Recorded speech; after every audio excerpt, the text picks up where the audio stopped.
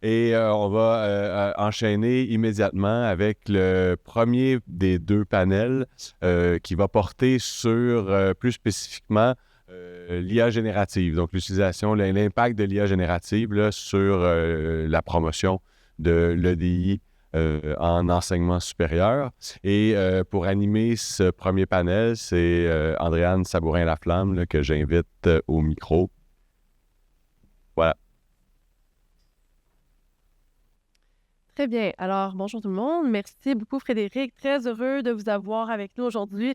Très chanceux aussi de pouvoir avoir la chance de réunir deux communautés, en fait, qui, je pense, c'est essentiel, en fait, qu'on puisse se rencontrer ici aujourd'hui parce qu'évidemment, l'utilisation croissante de l'IA générative en enseignement supérieur amène toutes sortes d'enjeux, mais on en a entendu davantage par rapport aux biais, aux risques de discrimination. On sent que la communauté de l'EDI devrait aussi être impliquée de manière active dans la discussion sur l'encadrement puis l'utilisation éthique de l'IA en enseignement supérieur.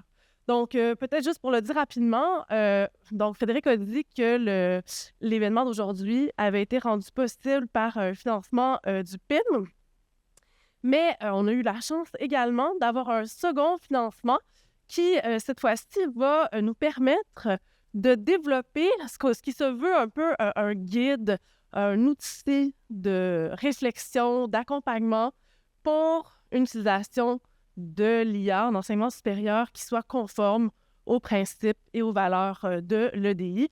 Et pour ça, on va avoir la collaboration, on est très heureux d'avoir la collaboration de l'ORES là-dedans.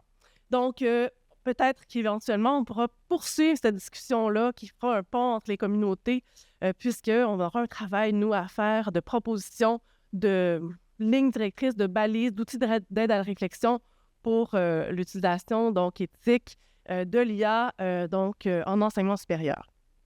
Donc, sans plus tarder, j'inviterai peut-être nos panélistes à se joindre à nous. On va les accueillir maintenant. Et puis, je pourrais vous les présenter là, dans quelques instants.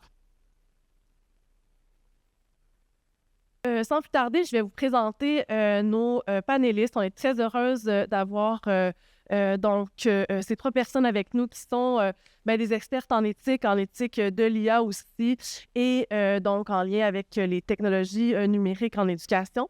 Donc, je commence avec Emmanuelle Marceau, qui est professeure au Cégep du Vieux-Montréal. Donc, Emmanuelle Marceau, elle a une double formation en droit et aussi en éthique appliquée, et elle est professeure associée de bioéthique et d'éthique à l'Université de Montréal et à l'Université de Sherbrooke. Et elle explore dans ses nombreux travaux de recherche les liens entre l'éthique et le droit. Et elle a organisé beaucoup d'événements scientifiques, participé à beaucoup de conférences, et donc elle a contribué aussi à, elle va pouvoir nous en parler un peu plus tard, la rédaction d'une charte de l'éthique de l'IA au Cégep du Vieux-Montréal. Ensuite, on a le bonheur d'avoir avec nous aujourd'hui Azar Haïdar, qui est professeur à l'Université du Québec à Rimouski. Donc, elle est professeure adjointe au programme en éthique appliquée. Et elle siège aussi comme membre experte en éthique au Forum de consultation du commissaire à la santé et au bien-être du Québec. Elle est également chercheuse à l'Institut international sur les impacts sociaux de l'IA et des technologies numériques, comme aussi, je pense que toutes les trois, vous faites partie effectivement de ce groupe de recherche. Et elle aussi éditrice de la section, éditrice de section pour la revue canadienne de bioéthique.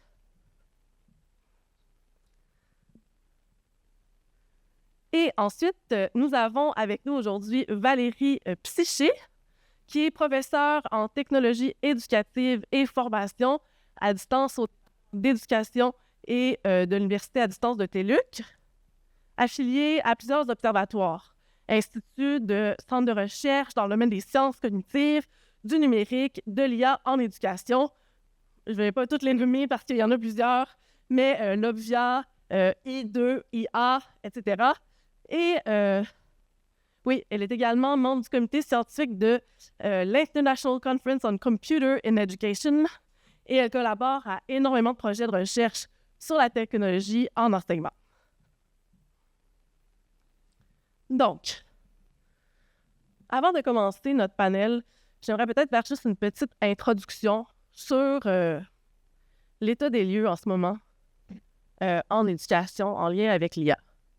Je pense qu'on peut tous s'entendre pour dire que le secteur de l'éducation postsecondaire, c'est un des secteurs qui a été les plus bouleversés, je pourrais dire, par l'utilisation de l'IA, par l'arrivée abrupte plutôt, des systèmes d'intelligence artificielle sur le marché.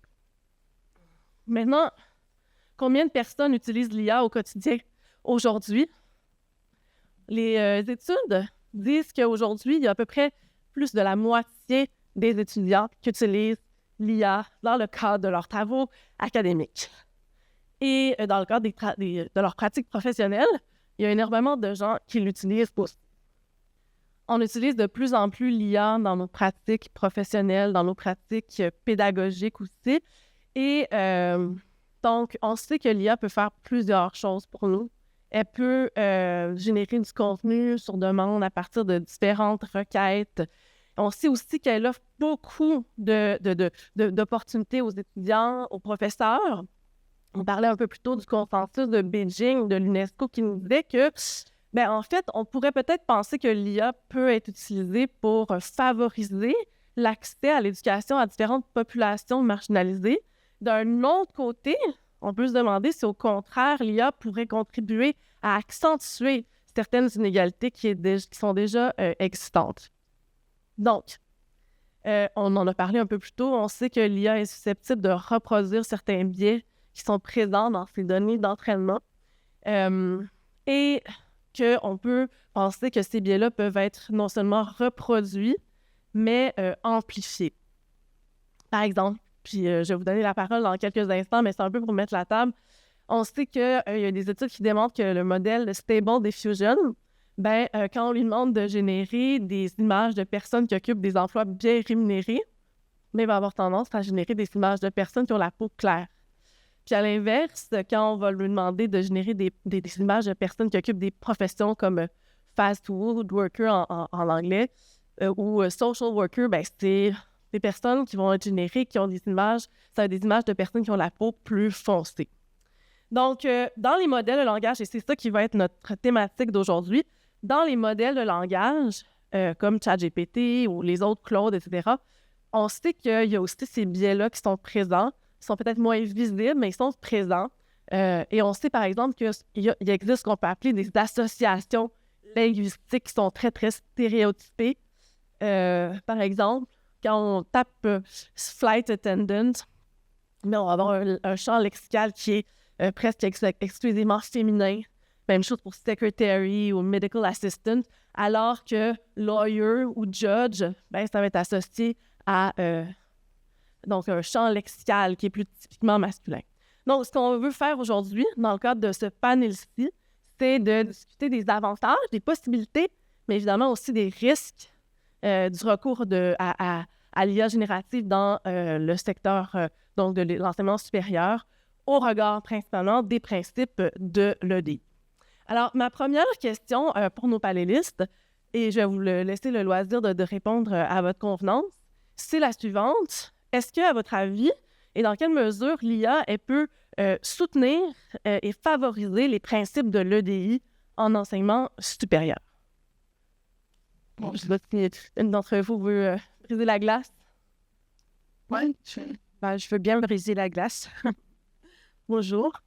Donc, est-ce que l'EDI peut soutenir... excuse-moi, Andréane, là, je suis un peu distraite. Donc, est-ce qu'en fait, les principes d'EDI peuvent soutenir...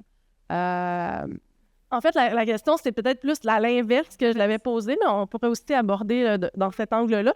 Mais en fait, la question, c'est de savoir dans quelle mesure est-ce que l'IA peut être au service des principes d'EDI. Merci. Donc, en fait, quand on pense à l'IA, on pense à toutes sortes de choses, mais il y a certaines choses que l'IA peut bien faire en enseignement et qu'elle faisait déjà avant même l'IA générative, c'est l'adaptation, l'apprentissage adaptatif intelligent et pour répondre à des besoins particuliers. Donc, en fait, ça aussi, on peut le voir. En fait, on peut utiliser les outils d'IA avec la démocratisation de ces outils-là pour pouvoir mettre en place un système d'apprentissage adaptatif avec l'IA générative. Alors, bien sûr, ça demande un investissement des enseignants, des concepteurs, parce qu'en fait, ça demande une adaptation des pratiques pédagogiques, notamment des enseignants, pour mettre en place des activités qui vont être inclusives.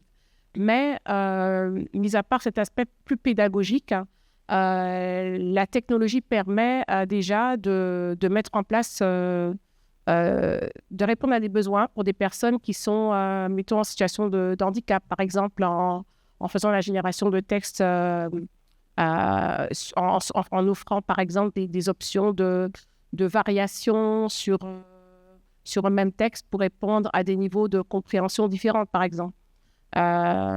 Donc, on peut utiliser également la facilité de la reconnaissance vocale l'IA peut transformer, donc générer à partir d'entrées textuelles, générer une sortie vocale et donc faciliter l'apprentissage pour des personnes qui ne voient pas bien, mais qui entendent bien. Donc, il y a différentes façons d'utiliser ces outils-là, associés à des stratégies pédagogiques pour pouvoir faciliter, en fait, pour aider les besoins de certaines personnes. Et donc, ça amène de l'inclusion. Donc, ça rentre dans un des principes. Donc, quand on parle d'aider, donc, on pense à avoir un climat inclusif, donc un climat d'apprentissage inclusif. Ça sous-entend aussi d'avoir une pédagogie inclusive. Hein, et en fait, dans ce cadre-là, donc, l'IA peut répondre à ce besoin. Je vais donner un petit exemple. Peut-être, justement, j'ai une étudiante en doctorat en informatique cognitive et on travaille sur l'usage d'un GPT qu'on a amélioré, donc qui utilise une technologie augmentée pour pouvoir accompagner. En fait, on est en train de faire des tests pour voir si on pourrait s'en servir pour augmenter la motivation dans un MOOC que j'ai conçu, un MOOC justement sur le vocabulaire de l'intelligence artificielle qui est hébergé à la TELUC, l'Université à distance du Québec où je travaille. Donc, en fait, on fait des tests, on l'a donc, il est embedded et en fait, on l'a entraîné sur des données du cours. Parce qu'en fait, un des problèmes de l'IA générative qu'on peut retrouver, c'est qu'il peut faire des hallucinations, s'il ne connaît pas certaines réponses, il peut donner des réponses fausses quand même, on le sait maintenant. Donc, avec cet aspect-là, en fait, cette possibilité de l'entraîner sur une base de connaissances d'un cours, il a cette possibilité de peut-être d'accompagner davantage. Donc, ce qu'on va tester, c'est son efficacité à maintenir la motivation des apprenants et l'engagement dans leur apprentissage. Donc, c'est un bel exemple de comment on peut utiliser une IA générative pour dialoguer, converser avec les apprenants dans le cadre d'un cours en ligne qui pourrait être démotivant parce qu'on est dans une forme d'apprentissage qui est un petit peu autonome. Je vais laisser la parole, puis après, si ça, je peux revenir pour un tour. Merci. En fait, je vais juste poursuivre dans la même ligne que Valérie a déjà tracée pour souligner, dans le fond, tout ce qui est de motivation, prévention du décrochage, adaptation pour des étudiants, on parlait, en situation de handicap, mais ça pourrait être des étudiants qui sont plus âgés, qui font un retour aux études et qui ont moins d'intérêt peut-être avec les exemples qu'on utilise habituellement dans un cours de philosophie pour les étudiants destinés à 17, 18, 19 ans.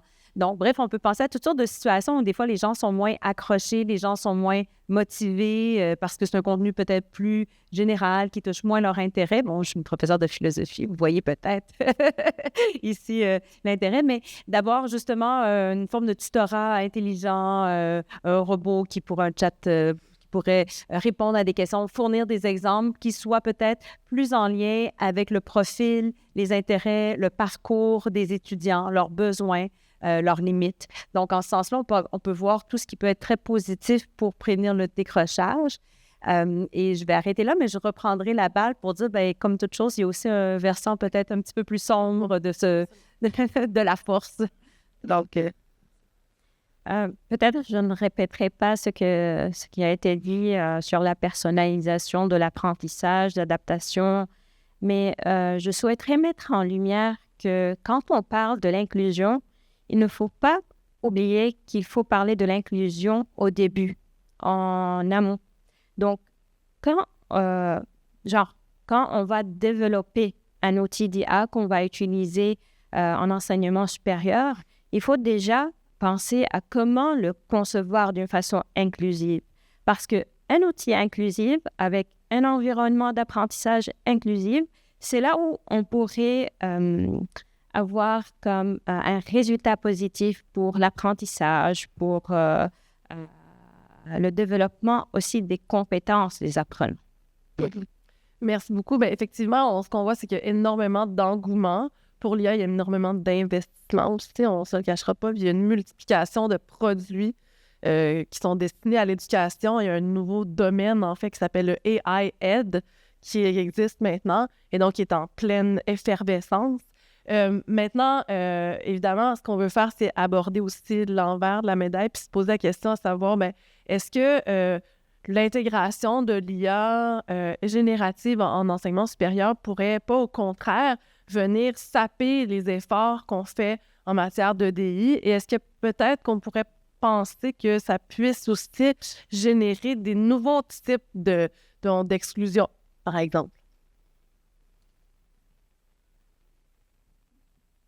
Je vais peut-être me lancer rapidement parce que c'est des thématiques qu'on a abordées, Simon Collin et moi, dans le cadre de différents articles là, où on a réfléchi à ces questions-là. Puis, Simon est professeur à la faculté d'éducation, puis en sciences fondamentales de l'éducation. Puis, on se rejoignait très bien en disant, ça vient poser la question du sens de l'éducation. Qu'est-ce qu'on enseigne? Comment on l'enseigne? Pourquoi on l'enseigne comme ça? Et un des risques ou des dérives qu'on peut voir, c'est un enseignement trop modulé à la carte qui va venir renforcer les intérêts uniquement de l'apprenant sans l'exposer à d'autres façons de faire, avenues, thématiques, lui permettre de découvrir aussi d'autres champs d'intérêt. Donc, la fameuse, là, on a tous entendu parler, le Facebook qui va nous renvoyer toujours des nouvelles dans la même perspective que ce qu'on regarde, les mêmes courants politiques. Bon, bien, le echo chamber qu'on appelle en bon français, mais on peut retrouver la même problématique en enseignement. Si on va constamment renforcer, je ne sais pas, on a un jeune qui s'intéresse au hockey, finalement ses mathématiques, son français, le robot, le tuteur intelligent va constamment reprendre des exemples de hockey, ben on ne l'expose pas à d'autres choses. Hein? Et peut-être que finalement, on vient de louper un des objectifs de l'éducation, qui est éduquer, qui est d'élever quelqu'un, donc de lui permettre de partir d'un point et pouvoir s'élever et aller dans d'autres postures, d'autres connaissances. Alors ça, je pense qu'il y a quelque chose de fondamental qui peut être compromis par cette éducation-là plus à la carte, plus sur demande, plus taillée sur mesure. Puis on peut perdre un peu le sens de l'éthos d'une classe, d'un groupe qui progressons, qui faisons aussi des choix démocratiques. Je donne très concrètement, quand j'enseigne le cours éthique et politique, bien souvent, ce sont les jeunes qui décident quelle est la thématique qu'ils veulent débattre dans le cadre de la table ronde. Donc ça demande quoi? Bien, ça demande de mettre des idées, de discuter, d'en choisir une, de se mettre d'accord. Mais là, si on individualise trop les parcours scolaires, on perd aussi cette opportunité de travailler ensemble, de faire des compromis, de s'exposer. Alors, je pense que ça, c'est une des quelques dérives qu'on peut voir facilement avec... Il y a peut-être toute autre dérive que je vois, moi, c'est qu'en fait, on peut avoir les étudiants pourraient peut-être avoir un sentiment incapacitant aussi face à la technologie qui est nouvelle. Même les formateurs, les enseignants doivent, depuis 1 an et quelques mois, ils apprennent à utiliser l'IA au niveau professionnel également, même pour pouvoir assister, pour pouvoir, créer des syllabus ou d'autres choses. Mais donc, il y a vraiment un véritable enjeu là aussi, en fait. Donc, l'IA peut être, oui, on a vu soutenir, être capacitant, mais peut aussi avoir un effet incapacitant pour des apprenants qui ne seraient pas, qui s'en sentiraient incompétents, en fait, à poser les bonnes questions. Parce que, par exemple, si on utilise un GPT ou autre outil du genre, en fait, il faut quand même avoir une certaine compétence pour pouvoir dialoguer avec l'IA générative, poser les bonnes questions. Et je dirais même qu'en fait, l'IA générative, c'est un reflet de notre connaissance. Donc, en fait, quelqu'un qui est peu connaissant sur un domaine va peut-être pas poser les questions de façon adéquate et donc avoir des réponses qui ne seront pas satisfaisantes. Donc, il y a déjà là un écart, une discrimination entre ceux qui vont arriver à s'en servir correctement. J'aime bien utiliser les modèles justement d'intégration numérique, puis je pense à celui de Rabi, par exemple, avec 4 phases. Là, on voit qu'on passe de la partie usage personnel, puis il y a pour arriver jusqu'à la partie usage dans un cadre plus pédagogique ou plus d'apprentissage, en passant par la période d'appropriation, puis l'utilisant dans une posture plus d'étude ou de professionnelle. Mais tout ça, ça se fait différemment d'une personne à l'autre, ou d'un contexte à l'autre. Et je pense que s'il n'y a pas, en fait, garde-fous, des cadres, une gouvernance au niveau de l'institution pour pouvoir bien encadrer l'usage de ces outils-là, on peut en voir justement que ça peut avoir un effet d'exclusion, en fait, l'usage de l'IA, parce que les personnes ne sont pas égales. Bon, après, il y a les questions évidemment d'accès à la technologie. Justement, dans le cadre d'un projet, un autre projet que j'ai où on s'amuse avec l'IA générative pour transformer des ressources en ressources éducatives libres. Dans l'équipe, j'avais des étudiants, puis en fait, eux, ils ne pouvaient pas se payer le GPT-4+, donc ils ont utilisé le 3.5. Effectivement, on n'avait pas les mêmes résultats. Donc déjà là, ça peut être l'utilisation de l'IA générative n'est pas égale pour tous. Il y a on parlait déjà de la fracture numérique avant, c'est encore le cas et peut-être même que ça va être accentué. Donc faut quand même surveiller ça et justement encadrer cet usage-là pour pouvoir éviter les dérives. Peut-être par rapport à, par exemple, avec des gouvernances qui vont pouvoir justement fournir les outils directement dans l'institution. Donc, définir quels sont les outils qui vont pouvoir être utilisés et leur donner accès à ces outils-là aux étudiants plutôt qu'ils se débrouillent pour y avoir accès, assurer des formations donc pour les rendre plus compétents et donc leur permettre en fait de se sentir bien donc dans un univers d'études inclusif. Et ça prend du leadership inclusif aussi. Effectivement. Oui, effectivement, il faut développer la littératie numérique pour essayer de minimiser cette fracture numérique parce que les compétences seront essentielles afin que les étudiants pourraient utiliser ces outils aussi d'une façon réflexive, critique.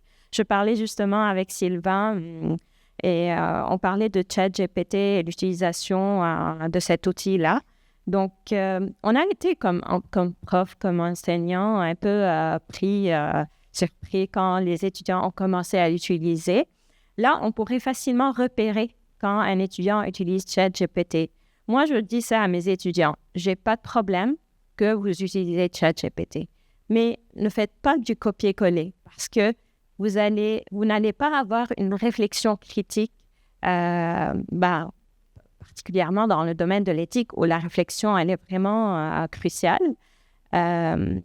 Utilisez-le d'une façon critique, d'une façon réflexive et vous pourrez justement, comme le mentionner, que vous avez utilisé ChatGPT. Donc aussi, il y a l'aspect de confiance qu'on donne aux étudiants pour qu'ils utilisent ces outils, mais aussi pour qu'ils divulguent l'utilisation de ces outils-là. Oui, tout à fait. C'est sûr que c'est un des enjeux, la question de l'intégrité académique auquel on a été confrontés. J'aimerais revenir un peu sur... ce dont il a été question par rapport à l'accès à la technologie, parce qu'on sait évidemment que l'utilisation de l'IA générative peut constituer un réel avantage là, pour certains étudiants. S'il y a certaines personnes qui ont accès à des outils, puis ce sera probablement plus ChatGPT, ça va être d'autres modèles qui sont encore plus performants dans l'avenir. S'il y a des étudiants qui ont accès à ces modèles-là, puis d'autres qui n'ont pas accès, effectivement, comme vous le disiez, ça pourrait même contribuer à accentuer ce qu'on appelle la fracture numérique. Mais j'aimerais peut-être retourner la question dans un autre sens, puis c'est un peu une question que j'ai, qui m'est venue à la lumière des discussions qui ont eu lieu ce matin. À un moment donné, il a été question du fait que parfois, pour certaines personnes, lorsque on n'a pas la maîtrise de la langue, mais c'est très difficile d'accéder aux études supérieures. C'est très difficile d'accéder aux bourses d'études, etc. Et là, en fait, ça fait un petit moment que je réfléchis à cette question-là. Est-ce que vous pensez qu'au contraire, le fait de donner accès à l'ensemble de la communauté étudiante, collégiale ou universitaire au modèle d'IA générative pourrait contribuer, en fait, à être un facteur d'inclusion au sens où les personnes qui n'ont pas nécessairement la maîtrise de la langue, tout à coup ont accès à un outil qui pourrait leur permettre de rédiger des demandes de subventions, de bourses satisfaisantes. Est-ce que vous pensez que c'est une possibilité que, en fait, ce soit un facteur d'inclusion? Au contraire de ce que, en fait, on discutait un peu plus tôt.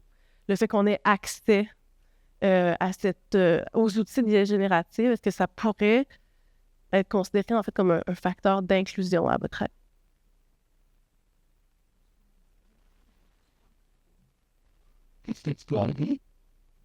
Ça pourrait, en fait, comme je l'ai dit tout à l'heure, j'ai commencé à le dire un petit peu, il faut que ça soit quand même encadré, en fait. Donc, ça sous-entend qu'il y ait justement un leadership de l'institution inclusive pour pouvoir mettre en place, en fait, un cadre pour que ça soit fait de façon responsable. Et puis surtout, d'assurer, en fait... parce qu'en fait, on pense que c'est magique, mais pour avoir beaucoup joué avec l'outil, il faut quand même déjà juste être... On parle d'un nouveau métier qui va s'appeler l'ingénieur du prompt, mais c'est parce qu'en fait, il faut quand même pouvoir dialoguer avec. Il faut pouvoir aussi pouvoir avoir des... Et puis en plus, il y a en fait, il y a une limite à tout ça. Il y a quand même la notion de... on pense que oui, en fait, jusqu'où on va avec l'outil? Où est-ce que ça s'arrête? Est-ce que... parce qu'à un moment donné, qu'est-ce qui est du l'ordre de la propriété intellectuelle, de l'étudiant versus le plagiat? Mais clairement, je pense que ce serait intéressant, mais ça demande aussi de la formation des enseignants pour accompagner les étudiants justement à s'en servir adéquatement. Et étant donné que de toute façon, ils y ont accès, c'est démocratisé.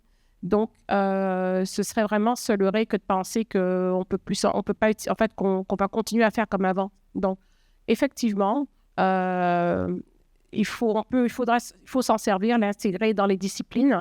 Dans toutes les disciplines, on peut intégrer les concepts de l'IA générative et s'en servir des outils, mais en fait, en accompagnant les apprenants pour qu'ils s'en servent adéquatement.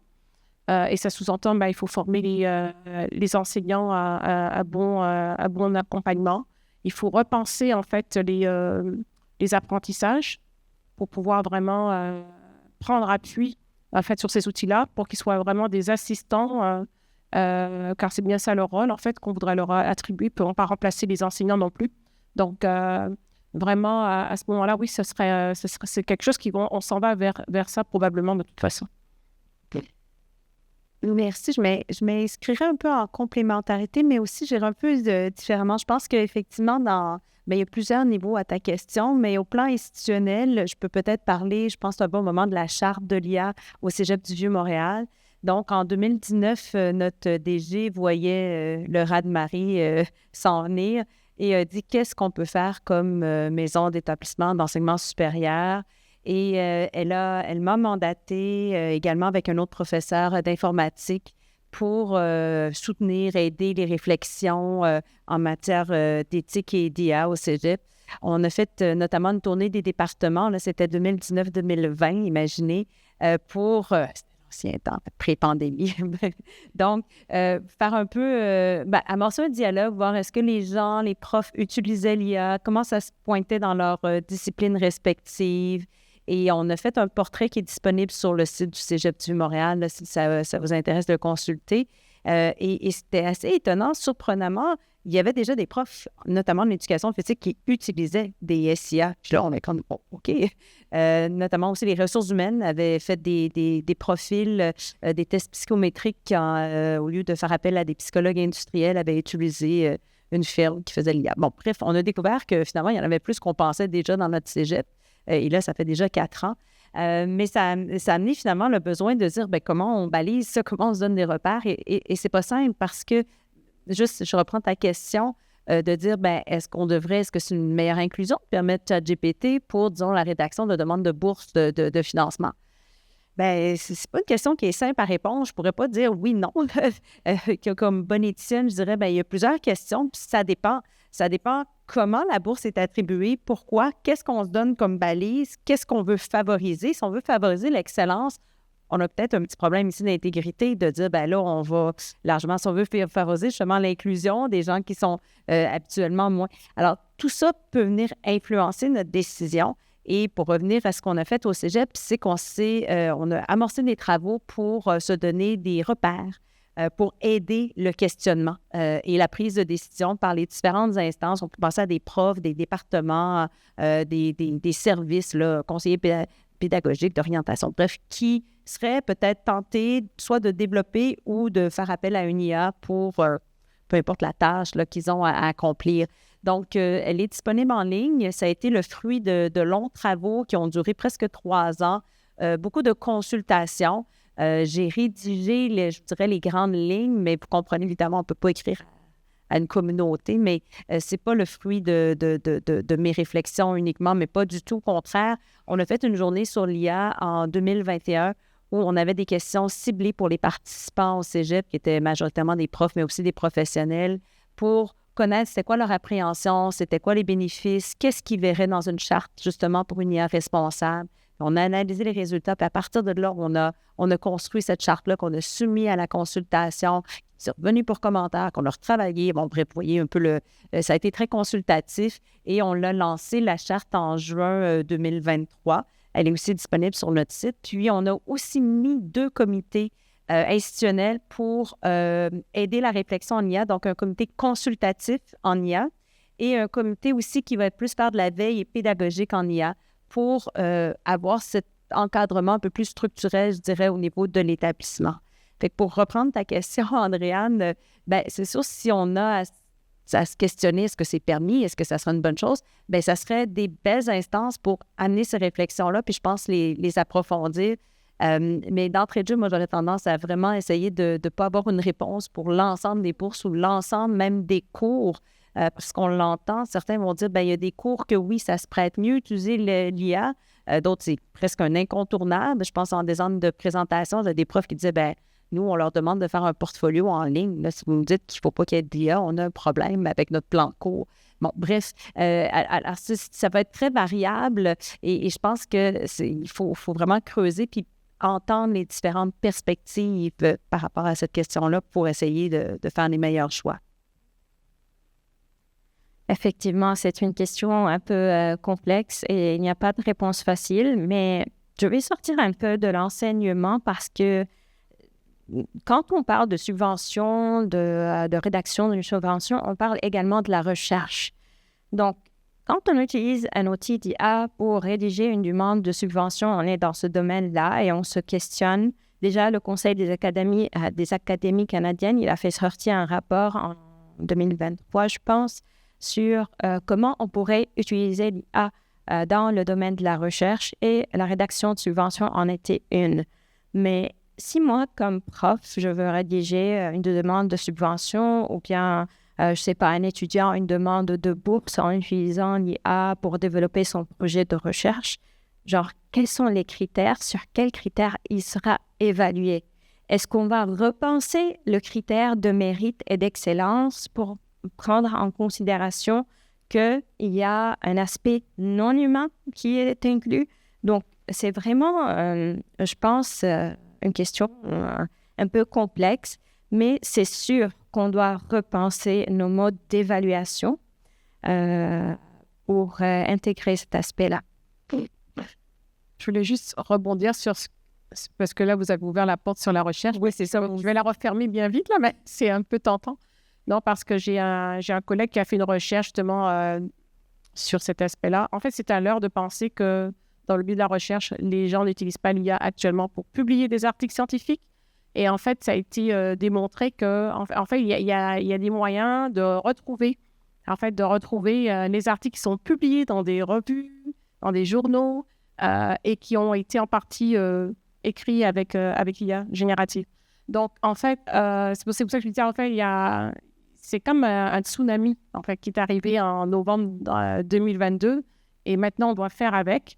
Et donc, d'où l'importance des cadres, mais de penser que les personnes, que ce soit les personnes enseignantes, les personnes étudiantes, les chercheurs, n'ont pas déjà utilisé largement l'IA générative ou ne vont pas s'en servir. Et en fait, tout ce que j'ai dit jusqu'à présent, je le lis dans le contexte de l'IA générative parce que on s'est basé sur... Enfin, le panel est sur ça. Sinon, je pourrais parler aussi des autres formes d'IA.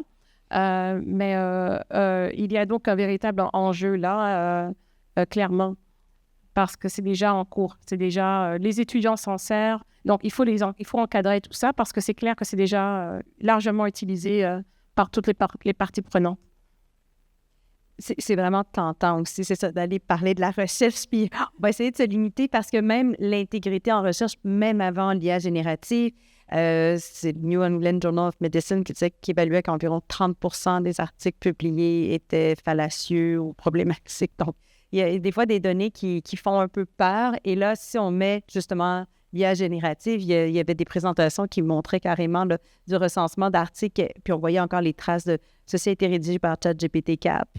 Ça n'avait même pas été enlevé de l'article qui est publié. Tu sais, des choses qui sont un peu aberrantes, là, comme ça. Mais ça ramène, je pense, encore des questions de fond. Comment on l'utilise? Qu'est-ce qu'on cherche à faire? Qu'est-ce qu'on évalue? Est-ce qu'on évalue justement le mérite, l'excellence de la personne ou sa compétence à utiliser une IA générative pour aider à la rédaction? Et il y a différents usages aussi qu'on peut en faire. Hein. Parfois, c'est juste de retravailler un texte pour changer un ton, ajuster un peu le langage. Mais parfois, ça va être carrément de générer des articles qu'on va prendre copier-coller. Fait évidemment, il y a différents niveaux. Puis je pense qu'il faut être plus vigilant. Pour revenir à ta question, c'est une étudiante qui maîtrise moins bien le français. Bon, ben là, c'est un autre cas de figure. Puis comment elle l'utilise? Est-ce que c'est rédigé au complet puis on copier-coller parce que moi, je ne sais pas bien écrire en français? Et là, est-ce qu'on trouve ça acceptable comme établissement, comme système scolaire, comme système de mérite, comme société à la limite, parce que ça implique aussi des fonds publics. Donc, ça vient toucher justement ces enjeux-là plus sociaux. Donc, effectivement, c'est des questions qui sont extrêmement confrontantes, puis on est tous dans nos disciplines différentes confrontés d'une manière particulière. Puis je pense qu'il faut que les discussions aient lieu de manière indépendante dans chacune des disciplines. Comme tu disais, Emmanuel, c'est une réalité qui est très, très différente d'un milieu à l'autre. Mais dans le fond, je me questionnais aussi sur notre rapport à l'écriture, qui est en fait, qu'on le veuille ou non, c'est que l'écriture, c'est le mode d'évaluation par excellence qui est dominant dans plusieurs contextes d'enseignement. Le fait que dans les circonstances actuelles, on sait qu'on a accès, que les étudiants ont accès, que les chercheurs ont accès à l'IA générative qui leur permettent donc soit d'avoir un accompagnement ou en fait de déléguer une partie du travail. Et là, on se demande, ben est-ce que... Ça, c'est une grande question, là. Je veux dire, je pense pas qu'on va faire le tour là, de cette question-là aujourd'hui, mais c'est sûr que notre rapport à l'écriture comme mode d'évaluation principal est peut-être un peu... en fait, ébranlé. On se demande si c'est peut-être plus la meilleure manière d'évaluer. Puis peut-être pour revenir évidemment aux enjeux d'EDI, je me demande, est-ce que, à la lumière de ces efforts-là d'inclusion, est-ce que, c'est ça, je me demande, est-ce que vous pensez que cette redéfinition peut-être qui est nécessaire de notre rapport à l'écriture comme mode principal d'évaluation, est-ce que vous pensez que, comment est-ce qu'on devrait le voir à la lumière des principes et des efforts EDI?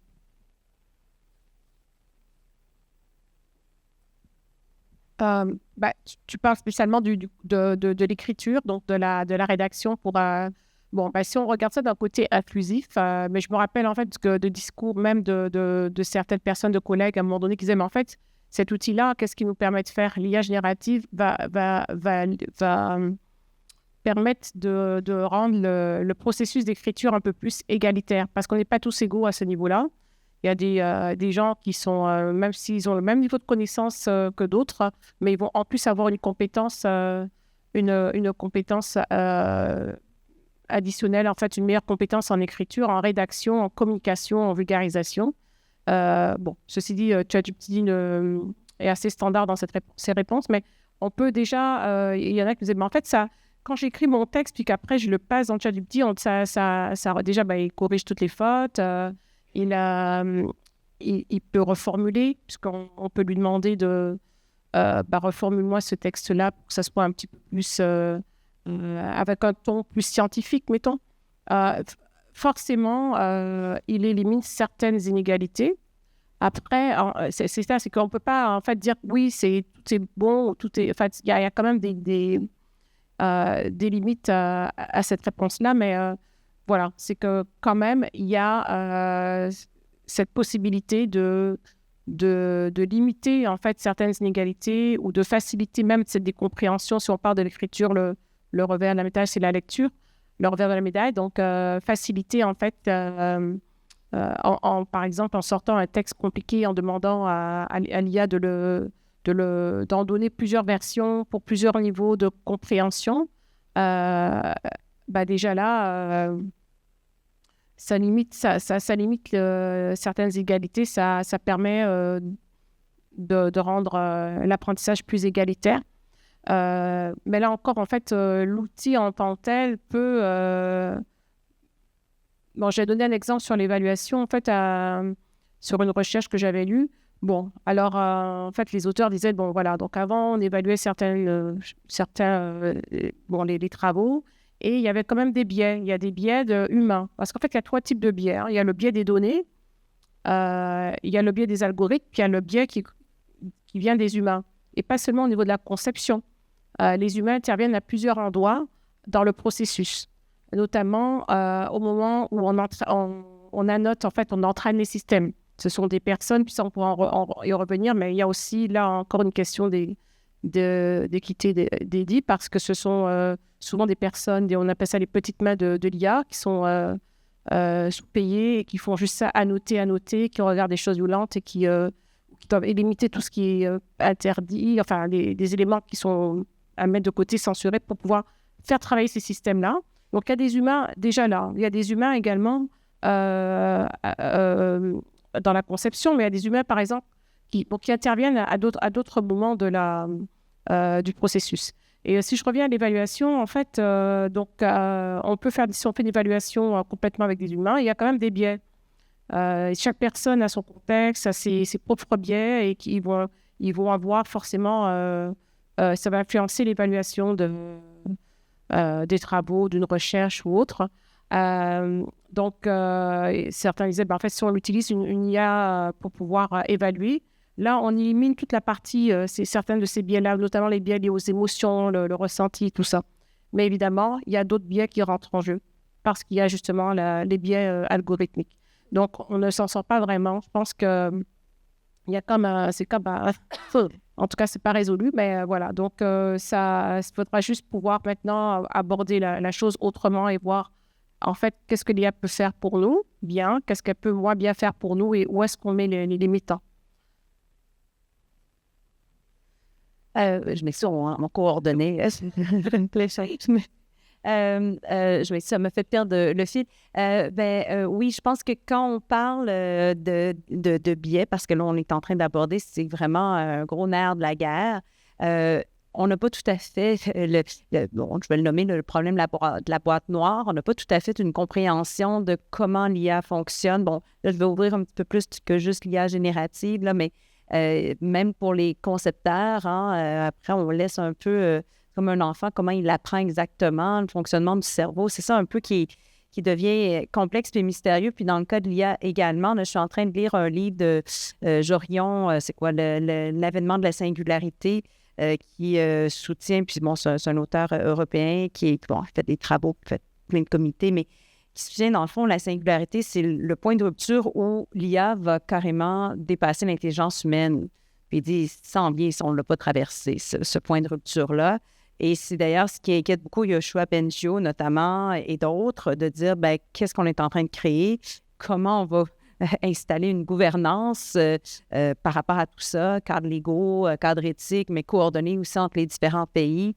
Bref, c'est quelque chose qui peut carrément nous dépasser, là, si on en croit certains assez prochainement. Là, je suis allée beaucoup plus loin que ce qu'on met, mais ça fait quand même partie des réflexions, puis l'entendre plus vastement. Puis la question, j'ai presque encore envie de la reprendre, mais qu'est-ce qu'on cherche à faire par l'éducation? Qu'est-ce qu'on veut faire? Tu sais, si effectivement la compétence de l'écriture comme société, parce qu'il y a des apprentissages culturels, linguistiques, neurologiques là, qui sont fort importants puis à préserver, bien, à ce moment-là, il va falloir avoir des pratiques, des politiques qui soient en diapason avec ces compétences-là. Si on se dit, bien, finalement, savoir écrire, c'est plus tant important maintenant dans notre société parce qu'il y a ChatGPT puis il y aura plein d'autres choses, les assistants pour courriel, blablabla. Bla, bla, bla. Non, nous, ce qu'on veut, c'est vraiment mettre l'accent sur la créativité puis les compétences orales. Tu sais. Donc, on va finalement revoir un peu, réorienter les curriculums pour viser ces compétences-là.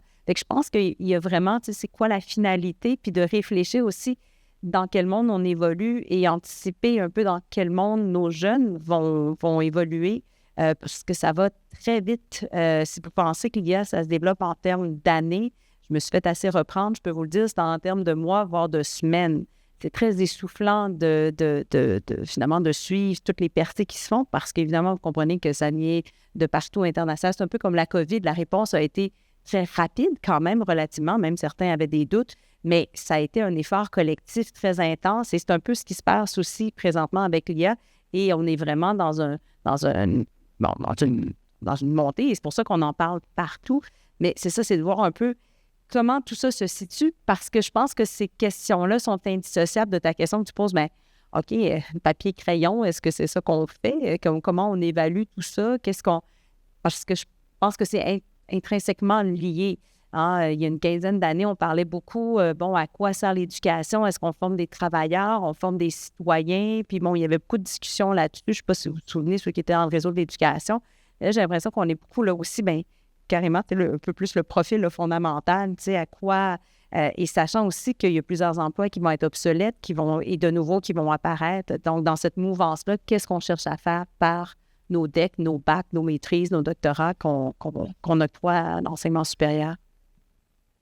Merci, Emmanuel. Je ne sais pas si tu voulais intervenir dans le... Oui, juste pour rebondir ce que tu viens de dire, Emmanuel, nous sommes dans une vague où on peut plus désapprendre ce qu'on a appris.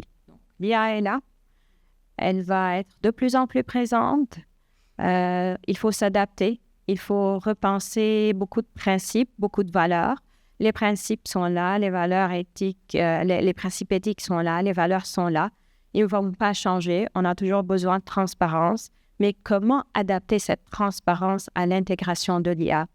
Et si, par exemple, je sais pas, mon cours demande que des compétences au niveau de la rédaction andréane soient développées, là, je vais développer un syllabus où l'utilisation des outils d'IA ne sont pas permises. Donc, comment l'utilisation de l'IA va s'aligner avec les propres objectifs des cours? Ça, c'est au niveau plus, comme je dirais, micro, au niveau prof-étudiant. Mais peut-être au niveau plus institutionnel, il faut repenser les politiques, mais également la gouvernance, mais l'évaluation également de l'outil qu'on va utiliser, le contrôle. Donc, plusieurs, je dirais, niveaux d'action. Rapidement, si je peux me permettre. Oh, je m'excuse, Valérie. Je voulais juste l'illustrer un petit peu pour faire du pouce sur ce que Hazard vient de dire. On a eu une table ronde là, au cégep, on appelle ça le café citoyen, là, où les étudiants, les profs sont appelés à venir discuter. C'était sur ChatGPT. Et je veux juste citer un des étudiants à la fin que j'ai trouvé vraiment délicieux il écoutait là, toutes les présentations. Puis là, il s'est levé, puis là, il dit, moi, je suis étudiant ici, là, puis écoutez, là, je suis au cégep du Montréal, je suis en première session. Au département de français, on me dit ChatGPT, c'est comme Satan pratiquement. Là, c'est comme on n'a pas le droit de l'utiliser, les profs ne l'utilisent pas, c'est papier et crayon. Là, il dit, j'embarque mon premier cours de philosophie. Là, on me dit, là, il va y avoir un travail avec ChatGPT. Là, j'arrive dans mon autre cours X. Là, on y va. Alors, là, il dit, c'est pas évident, comme pour apprenants, donc même par département, par prof, par programme, c'est vraiment très variable à géométrie. Et quand on parlait d'adaptation, je pense que les jeunes aussi, présentement, actuellement, sont beaucoup aussi en train de composer avec c'est quoi les bonnes pratiques, qu'est-ce qui est permis, qu'est-ce qui ne l'est pas, et je pense que, tu sais, Hazard l'a mentionné, mais de clarifier ça pour nous comme profs, comme peut-être département, comme établissement, puis aussi d'être capable d'être clair dans nos attentes quand on débute des sessions. Est-ce que c'est permis? Est-ce que ce n'est pas? Si c'est permis, de quelle manière? Est-ce que je dois le citer? Et tout ça, je pense que les étudiants ont besoin de ça, là, de ces repères-là. Moi, je vois vraiment ChatGPT ou l'IA générative comme un outil qui doit intervenir seulement au service de l'enseignant, la pédagogie. Donc, c'est simplement ça. C'est qu'en fait, je pense qu'il y a tout un apprentissage aussi des enseignants pour pouvoir l'appréhender de façon à pouvoir justement maximiser l'usage, par exemple, s'ils veulent s'en servir, parce que tout le monde ne veut pas se servir des technologies, hein, et les technologies précédentes, c'est aussi pareil. Il y a des profs qui sont très intéressés, qui vont utiliser des technologies dans leur discipline, dans leur cours, et d'autres non. Mais en fait, moi, je suis une prof en éducation.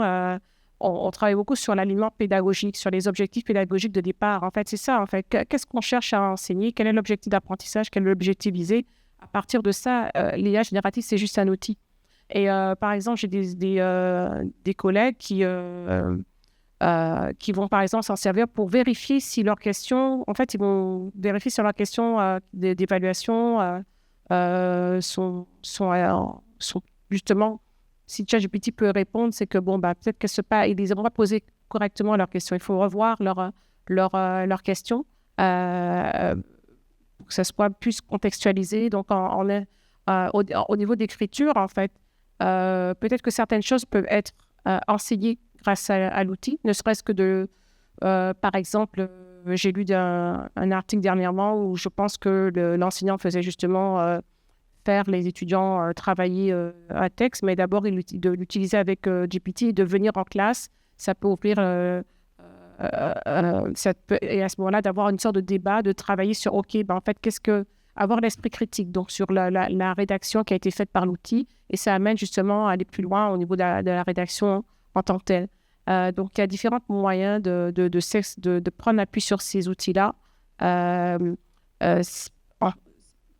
en suivant justement un alignement pédagogique adéquat. Merci beaucoup. C'est vraiment intéressant parce que ce qu'on voit, en fait, c'est que d'un côté, il y a des possibilités absolument inédites. Là, le champ des possibles donc s'étend d'autant plus avec la présence de l'IA générative. On peut penser à des utilisations vraiment intéressantes pour du tutorat, par exemple, pour quelqu'un qui aurait besoin d'avoir de l'information plus rapidement sans nécessairement passer par son professeur pour clarifier une notion, la décomposer en plusieurs éléments. On sait qu'il y a plusieurs possibilités, mais d'un autre côté, puis vous l'avez bien relevé, là, évidemment, il y a toutes sortes d'enjeux éthiques qui sont associés à l'utilisation de l'IA générative. L'intégrité académique, évidemment, c'est celui qui est le plus discuté, mais on a parlé beaucoup de la question des biais puis des possibles effets discriminatoires. Puis c'est peut-être là où je veux en venir ici parce que, on est dans un contexte où on veut favoriser les principes de l'EDI, mais c'est au fondement des principes de l'EDI, il y a le droit à l'égalité.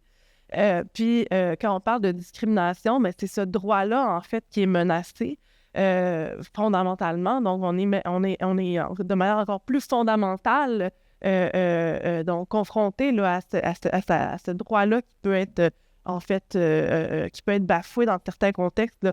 On a vu plusieurs exemples en éducation où est-ce que donc là, on ne parle pas nécessairement de l'IA générative, mais en IA générative, on parlait dès le départ, il y a des biais, il y a le risque aussi, je pense, qu'il y ait une forme d'uniformisation des contenus.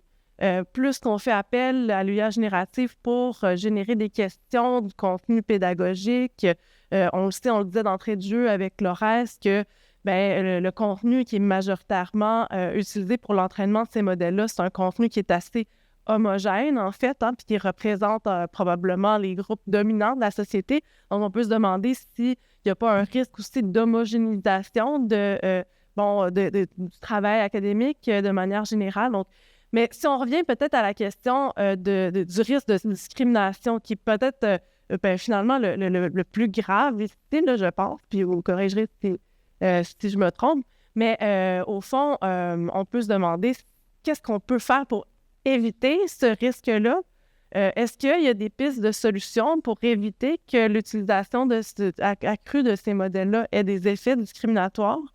Est-ce qu'on a des outils législatifs? Puis peut-être que je vais me tourner plus vers Emmanuel qui a évidemment une formation juridique, mais est-ce qu'il y a d'abord des outils juridiques qui pourraient nous aider à mieux encadrer l'utilisation de ces technologies-là? Est-ce qu'on a des outils éthiques et c'est quoi nos responsabilités en tant qu'établissement d'enseignement puis au niveau aussi du gouvernement pour éviter ces dérives-là finalement dont on sait qu'elles sont possibles?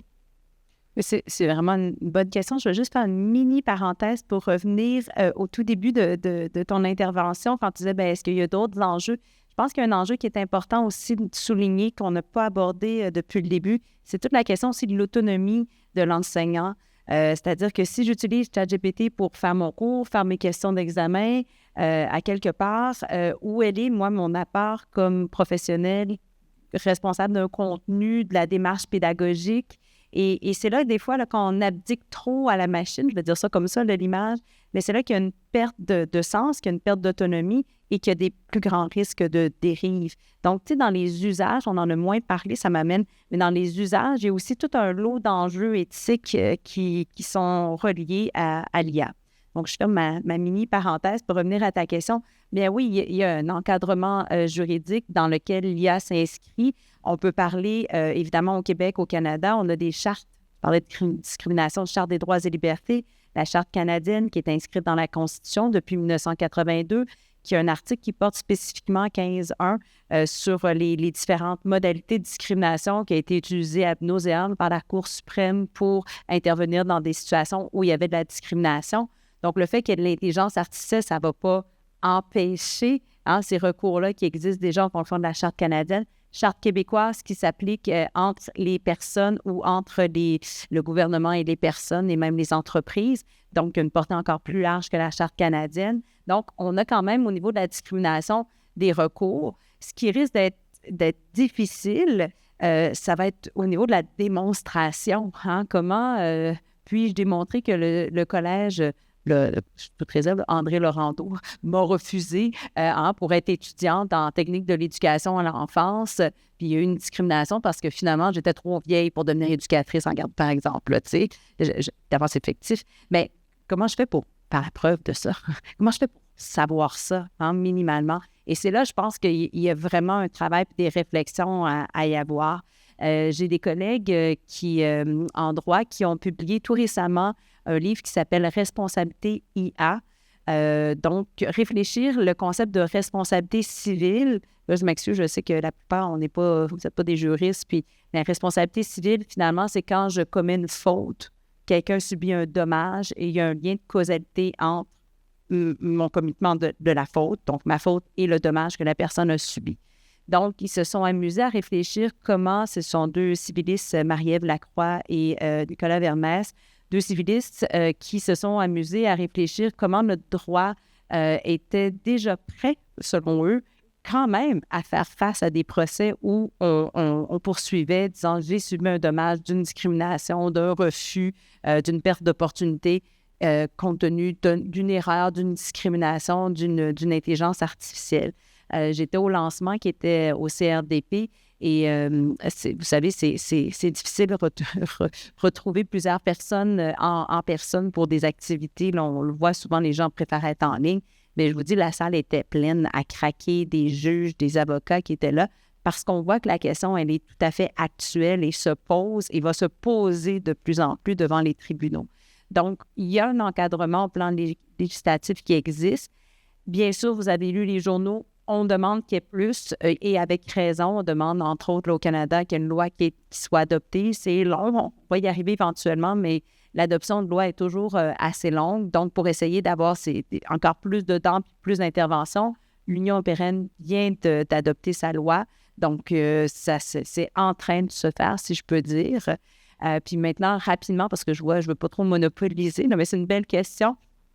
Mon plan éthique, évidemment, je pense que tout le monde a entendu parler de la Déclaration de Montréal sur l'IA responsable, qui est finalement un énoncé de hasard parlait. Il y a déjà des principes, des valeurs C'est un exercice de co-construction qui s'est échelonné sur 2-3 ans où on a consulté la population, quels sont les enjeux, quelles sont les valeurs, les principes prioritaires. D'ailleurs, il y a des cégeps qui ont signé, ou des professeurs qui ont signé la Déclaration de Montréal. Vous pouvez y aller en ligne. Le cégep du Montréal l'a fait. Donc, ANSIC de mémoire. Certains ministères aussi, en disant on adhère à ces principes-là, on essaie d'avoir une vigilance lorsqu'il est question d'IA. Il y a des documents internationaux, on a parlé de l'UNESCO, différents acteurs qui sont aussi actifs. Dans le réseau, on a parlé, la charte de l'IA. Moi, j'ai reçu plusieurs courriels d'autres établissements qui disaient est-ce qu'on peut reprendre ça? Est-ce qu'on peut s'en inspirer? Bien sûr, c'est évidemment, si vous copiez-collez, on cite, mais sinon, ça appartient à tous, puis on peut s'entraider. Parce que je pense que ce besoin-là d'avoir des repères pour sensibiliser, pour soutenir le questionnement, dans notre charte, on a un jeu de questions qui fait presque 1 page ou 2 pages pour aider les gens. On n'a pas toutes les réponses, mais voici les questions que vous devriez à tout le moins aborder. Même chose dans la déclaration pour aider les gens à dire, est-ce que finalement l'usage ou la conception de l'IA que je suis en train de faire, elle s'inscrit dans une perspective quand même responsable, soucieuse aussi de l'environnement. Ne pas parler beaucoup, mais c'est extrêmement lourd comme conséquence sur l'environnement. Tu disais tout à l'heure les statistiques, là, combien de personnes utilisaient l'IA au cégep, 1 sur 2. La première pensée, c'était « Oh boy », puis là, on dit « Prenez plus votre voiture, marchez », mais là, d'un autre côté, on fait ça, on n'aide pas vraiment notre cause. Donc, enfin, bref, il y a plusieurs éléments. Ouais. Merci énormément pour votre contribution. Je voudrais laisser quand même la possibilité aux personnes dans la salle à vous interroger de manière plus spécifique là, si vous le souhaitez. Donc, je laisserai la parole aux personnes qui sont présentes si ça vous intéresse d'interroger. Moi, j'ai eu encore plein de questions en banque, mais je ne veux pas monopoliser le micro. Donc, si vous avez des interrogations, des questions, on va être heureux de vous donner la parole. Frédéric est le porteur du micro. C'est peut-être pas mal. Merci. En fait, j'ai plein de questions aussi, mais je vais me concentrer sur une question spécifique. C'était quand, Andréane, tu avais posé la question de l'accès, juste quand tu as mentionné le français et justement cette notion de la compétence écrite. La question que j'ai, c'est une question un peu pour me faire, peut-être je dirais plus l'avocat du diable, donc je vais un peu à contresens aussi de ce que je pense, mais à partir du moment où effectivement on considère l'IA, comme vous le disiez, Valérie, comme un outil, est-ce que dans cette question de l'équité, le fait d'apporter en fait à chaque individualité la possibilité d'atteindre au mieux l'égalité en fait des chances et l'accès à l'éducation, est-ce qu'il n'y aurait pas en fait je dirais un enjeu par rapport à l'effacement aussi de l'accès, je dirais, à une compétence de pensée critique ou un accès à la compétence de pensée critique ou même un accès, je dirais, le sujet plus vaste de la connaissance. Je m'explique, je vais vous donner une image rapide, aussi bien qu'on peut utiliser maintenant quand on utilise en visioconférence des filtres pour s'affiner la peau, ou se mettre différentes, je dirais, superpositions sur notre visage pour mieux paraître. Est-ce que l'apport, en fait, de l'usage de l'intelligence artificielle générative pour l'accès, en fait, à la connaissance ne va pas gommer certaines compétences qu'il faudrait avoir, justement, pour accéder, en fait, à une profondeur dans la pensée critique et dans les apprentissages qu'on fait? J'aime bien, je vais reprendre ce que disait Emmanuel tout à l'heure, c'est qu'en fait, alors je suis perdu mon idée. Non, alors je reviens. Donc est-ce que ça peut gommer? En fait, je pense que, au contraire, je pense que l'IA a permis, en fait, je trouve qu'il y a une relation bidirectionnelle entre l'IA et l'EDI. Particulièrement, on peut voir notamment que le fait qu'il y a une émergence depuis 2013 avec l'avènement de l'apprentissage profond, puis dernièrement avec l'IA générative et la démocratisation des outils d'IA générative, on voit que justement la société justement a commencé bien avant l'IA générative, mais depuis peut-être depuis l'avènement de l'apprentissage profond. Donc, on a commencé à rédiger des cadres, des chartes, à bien faire valoir le fait qu'il faut avoir des approches éthiques et responsables. Et pareil, on parle davantage d'équité, diversité, inclusion depuis que l'IA a envahi notre quotidien. Donc, je pense que c'est pareil, la pensée critique, on n'en parlait pas tant avant. Pourtant, c'est des compétences essentielles du 21e siècle. Et maintenant, on parle plus du fait que c'est une compétence essentielle à acquérir. Justement, il faut avoir un esprit critique vis-à-vis de la technologie. Et ça doit être enseigné dès le jeune âge. Donc, au contraire, je pense que ça peut... En fait, moi, je le vois autrement. Je vois au contraire que... donc, oui, dans quelque part, ça peut effacer certaines... Justement, tout le monde va s'exprimer un peu pareil. Mais au contraire, on peut aussi se dire que... allons-y avec les compétences comme la créativité. Oui, les IA peuvent générer des images, des choses, mais il y a une sorte d'homogénéité dans ce qu'elles font. Donc, en fait, c'est des compétences qui doivent être, continuer à être acquises dès le plus jeune âge par les apprenants, d'où la pensée critique, justement, en fait partie. Donc voilà, en gros, c'est une des parties de la réponse, mais je reviendrai plus tard. Si je pourrais un peu continuer, je pense qu'il n'y a pas une réponse unique qui s'applique à tout le monde parce que ça va dépendre de comment on va utiliser l'IA générative. Donc, si moi, je cherche à développer mes compétences critiques et je me fie juste à l'IA générative, donc là, c'est différent de moi, j'ai ces compétences, mais je voudrais les améliorer. Ça s'applique un peu au filtre que vous avez mentionné, l'exemple. Donc, si une personne... je sais pas, je veux pas dire elle est belle, c'est subjectif, mais elle ajoute un peu de filtre ici et là, c'est différent de mettre tout à fait un filtre un avatar, par exemple. Donc, voilà. Merci pour ces réponses très éclairantes. Est-ce qu'il y aurait d'autres interventions, questions, préoccupations?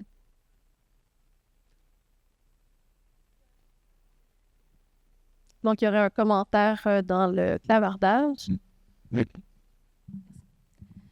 Oui, on a Anne dans le clavardage qui dit que les étudiants qui sont au téléphone à la maîtrise ou au doctorat sont évalués sur leur capacité à rendre compte de français, de leur capacité à exprimer leurs pensées.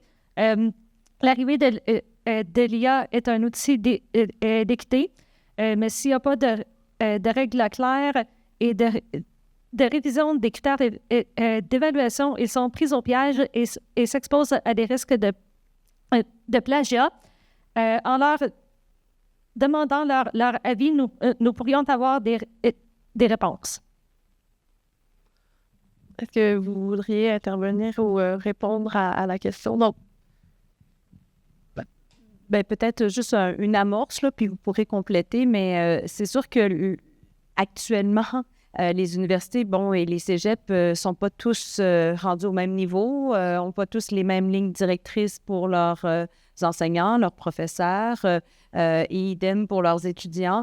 Donc, ça peut effectivement créer des situations où il y a un certain flou et peut donner flanc finalement à une prise de décision par l'étudiant qui finalement se fait après... reprocher de ne pas avoir cité ChatGPT ou autre. Reste qu'avec les étudiants, en tout cas de mon expérience allophone, des fois au cycle supérieur, il faut savoir qu'il y a aussi différentes pratiques dans le monde. Donc, on n'a pas tous, on parle beaucoup d'intégrité. Là, nous, on est assez fort sur le plagiat. C'est très anecdotique, là, mais je vais vous raconter, il y a 10 ans, je donnais un cours à la maîtrise en médiation interculturelle à l'Université de Sherbrooke et l'étudiante avait copié-collé un rapport de l'UNESCO, puis m'avait remis ça comme travail final.